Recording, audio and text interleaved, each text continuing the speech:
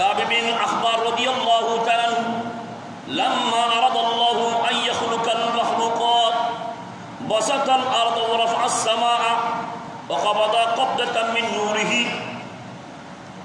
যারা হাজিরিন শুনেন, কাব আহবার থেকে বর্ণিত ও আন কাব আহবার রাদিয়াল্লাহু তাআলা কাব আহবার থেকে বর্ণিত আরাদাল্লাহু লাম্মা আরাদাল্লাহু আন ইয়াহলুকাল মাখলুকাত, আল্লাহ তাআলা যখন সৃষ্টি জগৎ সৃজন করার জন্য ইচ্ছা পোষণ করলো, সৃষ্টি জগৎ যখন আল্লাহর মধ্যে কি আসলো, আইচ্ছের মধ্যে আসলো, আমি সৃষ্টি জগৎ কি করব, সৃজন করব। তখন বাসাতাল আরদ, মাটিকে ওয়ারাফা বাসাতাল আরদ ওয়ারাফা আস-সামা, রব্বুল আলামিন মাটিকে সম্প্রসারিত করলেন, রাফা আস-সামা এবং আকাশকে উন্নত করলেন, মাটি এবং আকাশ। ওয়াকাবাদা ক্বাবদাতাম মিন নূরিহি, আপন নূর থেকে এক মুষ্টি নূর গ্রহণ করলেন। কার নূর? আল্লাহর নূর থেকে এক মুষ্টি নূর গ্রহণ করলেন কে? রব্বুল আলামিন। ওয়া ক্বালা লাহা কুনি মুহাম্মাদান উসওয়াজি সাল্লাল্লাহু আলাইহি ওয়াসাল্লাম। প্রিয় হাজিরিন, তারপর উক্ত নূরকে নির্দেশ দিলেন, কুনি মুহাম্মাদান, হে নূর তুমি কি হয়ে যাও, মুহাম্মদ বলে যাও, মুহাম্মদ হয়ে যাও। সুবহানাল্লাহ। ফাসারাত আমুদাম মিন নূরিহি ফাআলা, অতএব সেই নূর স্তম্ভের, মিন নূরিহি ফাআলা, স্তম্ভের আকাশের উপরে উঠতে লাগলো, উপরের দিকে উঠতে লাগলো। তারপরে কি? হাত্তা ইনতাহা ইলা খুজুবিল আজমাতি ফাসাজাদা ওয়া ক্বালা ফি সুজুদিহি, মহত্বের পর্দা পর্যন্ত ফুজে সেজদায়, ফাসাজাদা সেজদায় পড়ে বলল, ওয়া ক্বালা ফি সুজুদিহি আলহামদুলিল্লাহ। আমার রাসূলের নূর মোবারক উর্দু আকাশে উঠে, উঠার পর কি বলল? সিজদা দিলেন। সিজদা দেওয়ার পর, সিজদা কাকে দেওয়া হয়? সিজদা খোদাকে দেওয়া হয়। রাসূল পাক সাল্লাল্লাহু আলাইহি ওয়াসাল্লাম খোদাকে সিজদা দিলেন, আল্লাহকে সিজদা দিলেন।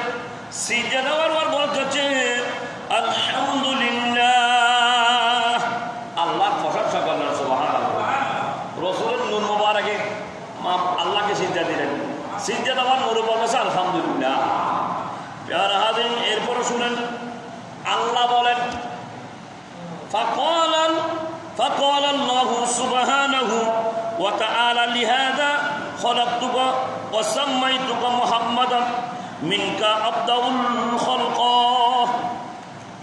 তখন আল্লাহ فقال الله سبحانه وتعالى, আল্লাহ রাব্বুল আলামিনের পক্ষ থেকে ইরশাদ করছে, এই জন্য আমি তোমাকে সৃষ্টি করেছি, খলাকতুকা, আমি তোমাকে সৃষ্টি করেছি, ওয়াসাম্মাইতুকা মুহাম্মদ, তোমার নাম রেখেছি মুহাম্মদ সাল্লাল্লাহু আলাইহি ওয়াসাল্লাম। সুবহানাল্লাহ।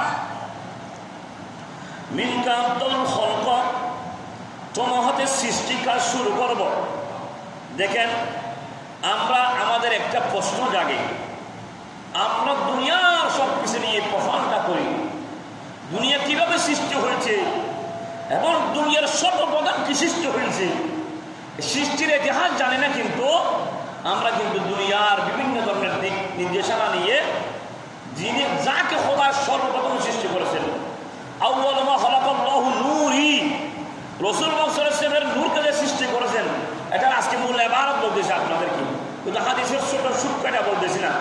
আমি কাবা আহবার থেকে একদম আল্লাহ রাব্বুল আলামিন যেভাবে আমার রাসূলের মূর্তি সৃষ্টি করেছেন সেটা বলতেছি।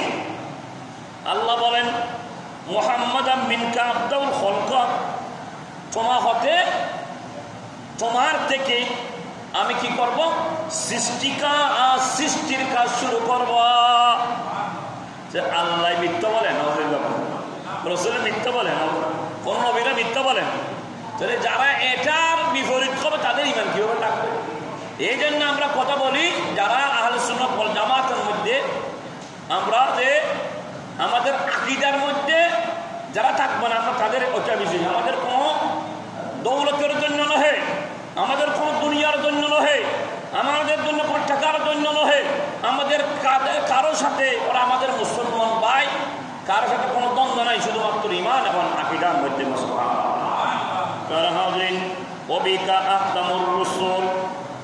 এরপরে বলেন তোমাকে রাসালাতের দ্বার সমাপ্ত করব, তোমার দ্বারা রাসালাতের দ্বার সমাপ্ত করব।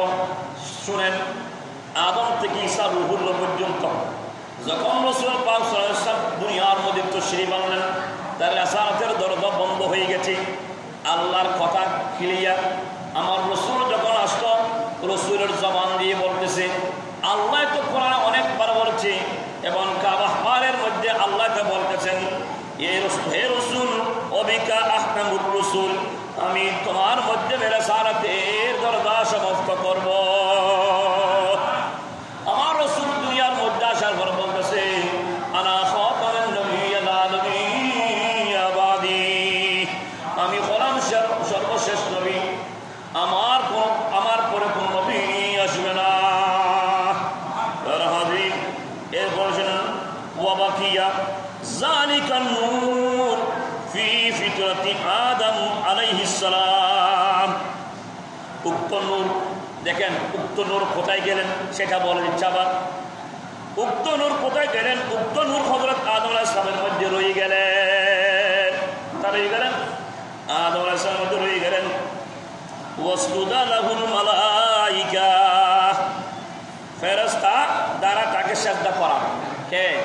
আল্লাহ রাব্বুল আলামিন ফেরেশতার মধ্যে কাকে সিজদা করেন? আদমকে সিজদা করান। ওই আগে বললাম নেই তাকরীরের মধ্যে, আমি এই হাদিসের ইবারতটা বোঝার জন্য আগে আদম আলাইহিস সালামের ইতিহাসটা আপনাদেরকে বুঝিয়ে দিয়েছি, কেন যেন বুঝতে যেন কঠিন না হয়। যারা হাজিরিন কি বলেন? ওয়াসজুদা, সিজদা করেন, লাহুল মালাইকাতা, আল্লাহ রাব্বুল আলামিন ফেরেশতাদের মাধ্যমে আদমকে সিজদা করান। কেন? যে আদম আলাইহিস সালামের মধ্যে আমার রাসূল পাক সাল্লাল্লাহু আলাইহি ওয়াসাল্লাম নূর মুবারক রয়েছে। আসেন প্যারা হাদিন, ও আসকানুহুল জান্নাতা হাত্তা আসাবাল মাসিয়াতা ফাআখরাজাহু মিনহা ফাতাওয়াসসালা বিমুহাম্মাদিন সাল্লাল্লাহু আলাইহি ওয়াসাল্লাম। তাকে জান্নাত থেকে জান্নাতে স্থান দেন। কাকে? হযরত আদম আলাইহিস সালাম। ওই জান্নাতের মধ্যে রাসূলের নূর মুবারক আদমের মধ্যে ছিল। অতএব যখন অপরাধে লিপ্ত হওয়ার পর আদমকে জান্নাত থেকে বিতাড়িত দেওয়া করলো, তাহলে জান্নাত থেকে বাহির করে দেওয়া হয়। ফাখরাজাহু মিনহা ফাতাওয়াসসালা বিমুহাম্মাদিন সাল্লাল্লাহু আলাইহি ওয়াসাল্লাম রাব্বিহি। ওয়া হাযরিন, ফাখরাজাহু, তাকে বাহির করে দেওয়া। কাকে? আদম আলাইহিস সালামকে। তো মুহাম্মাদিন সাল্লাল্লাহু আলাইহি ওয়াসাল্লাম ইলা রাব্বিহি ফাকাবিলা তাওবাতাহু ওয়া আজতাবাহু। তাহলে ওই আদম আলাইহিস সালাম মুহাম্মদ সাল্লাল্লাহু আলাইহি ওয়াসাল্লামের উসিলা ধরে আল্লাহর কাছে ফরিয়াদ করলেন, আবার জীবন ফিরে গেলেন। সুবহানাল্লাহ। তাহলে এরপরে যদি মানুষ কি করে এই বিপরীত চাই, আমাদের কোনো তাদের ব্যাপারে কিছু বলার দরকার নাই। আমরা বলবো আল্লাহ তাদেরকে হেদায়েত নসিব করুন, আমিন।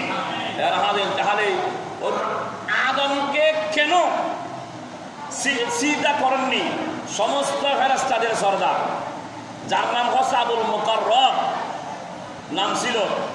তাহলে সেখানে কি ছিল? আর ওই কোরআনের আয়াতের মধ্যে সেখানের মধ্যে আল্লাহর আনুগত্য এবং নবীদের সম্মান প্রদর্শন, সেখানের মধ্যে রাসূল পাক সাল্লাল্লাহু আলাইহি ওয়াসাল্লামের নূর মুবারক কি ছিল? আদমের মধ্যে বিস্তৃত ছিল। সুবহানাল্লাহ। ইবলিস বলে আমার কাজ হচ্ছে উপরের দিকে উঠা। কেন? ইবলিসকে সৃষ্টি করা হয়েছে আগুন দিয়ে। আগুনের কাজ নিচের দিকে যাওয়া নহে, আগুনের কাজ হলো উঠে যাওয়া। তো আল্লাহ বলেছেন তোমাকে আল্লাহর অর্ডার পালন না করাতে এদিক দিয়ে আল্লাহর কাছে কি করলো? আল্লাহর বিরুদ্ধে করলো এবং নবীদের বিরুদ্ধে করলো। যেখানে আমাদের সম্মান দেওয়া হয়, সেই সম্মান নূর মুবারক যে আছে সেখানের মধ্যে আবুল বকর তথা ইবলিস সেটা দেখেছে, বিদায় অকালে চিন্তা করেনি, সেই জন্য তাকে লানতের বোরহা পরিধান করতে হয়েছে। এখন যারা এক কথায় যারা এই মিলাদুন নবী সাল্লাল্লাহু আলাইহি ওয়াসাল্লামের বিরোধিতা করবে, মিলাদুন নবী পালন করা রসুলের মিলাদ পালন করা, রসুল আসার জন্য আমরা খুশি, আমরা নারাজ নহে, রসুল আসার জন্য আমরা খুশি, এবং ওই রসুলের আসার জন্য যারা নাচ হয়ে যায় তারাই চলে যাবে যেদিন শয়তান আল্লাহর কথা মান্য করেননি এবং রসুলদের সম্মানের মধ্যে ওই দিন কি করলে এগিয়ে যাননি, তারা হবে শয়তানের দল হয়ে যাবে কোরআন এবং হাদিসের আলোকে। আর কোরআন এবং হাদিসের আলোকে যারা মেনে নিজের জীবন গঠন করে নবীকে নিজের অন্তরের মধ্যে দিলের মধ্যে জায়গা দিবে, তারা হচ্ছে সুন্নি মুসলমান, হল